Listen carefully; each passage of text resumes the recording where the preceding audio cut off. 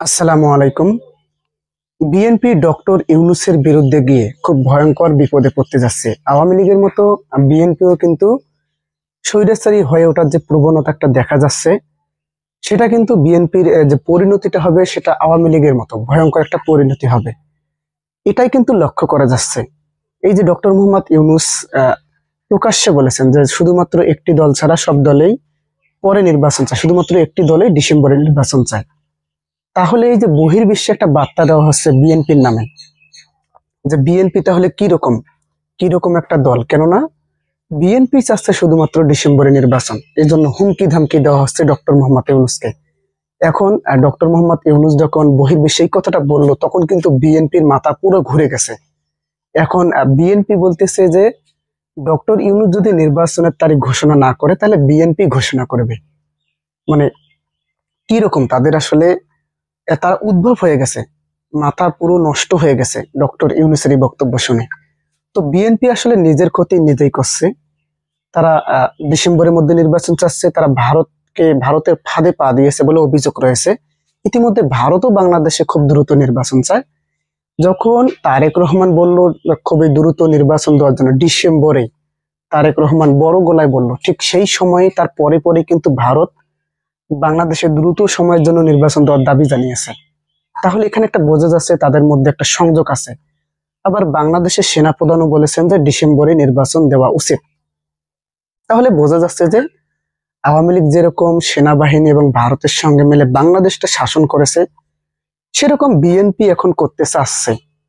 এজন্যই তারা ভারত এবং সেনাবাহিনীর ফাঁদে পা দিয়েছে। কেননা তারা এত বছর যে হয়ে গেল, 17 বছরে বুঝে গেছে ভারতের বিরুদ্ধে গিয়ে ক্ষমতায় থাকা অসম্ভব।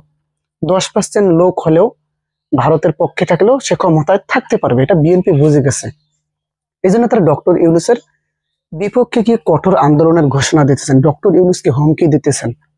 এই যে বিএনপির স্থায়ী কমিটির সদস্য মির্জা আব্বাস, উনি প্রকাশ্যে হুমকি দিতেছেন। আসলেই আসলে এই যে বলা হচ্ছে যে শহীদ জিয়ার আদর্শ থেকে বিএনপি সরে গিয়েছে।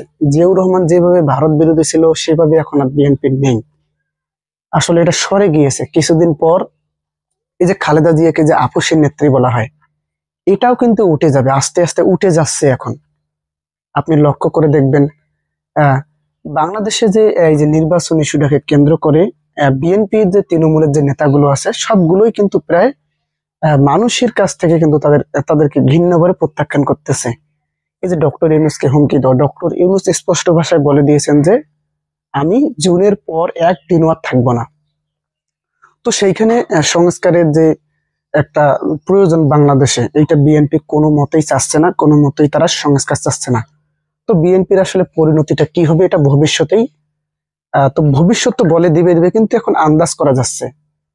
কেননা এই যে আওয়ামী লীগ ভারতের এবং সেনাবাহিনীর যে নিরপেক্ষ পক্ষ থেকে যে বাংলাদেশ শাসন করলো ভারতের পক্ষে, তো তার পরিণতি কি হয়েছে এটা আমরা দেখেছি 5ই আগস্ট।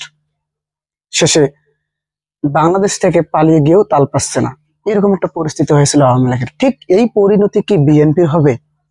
এইরকমই কিন্তু আশঙ্কা করছে বর্তমান যে রাজনৈতিক বিশ্লেষক বর্গগণ আছে, এরকমই আশঙ্কা করছে বিএনপির পরিণতি আরো ভয়ঙ্কর হতে পারে। অনেকেই ইতিমধ্যে বলতেছে যে, অনেকেই বলতেছে না, এটা বলা হয়ে গেছে, জিয়াউর রহমানের কিন্তু আদর্শ থেকে বিএনপি একেবারেই সরে গিয়েছে। বিএনপির মধ্যে আর এতটুকুও আহ অংশ নেই জিয়াউর রহমানের আদর্শ।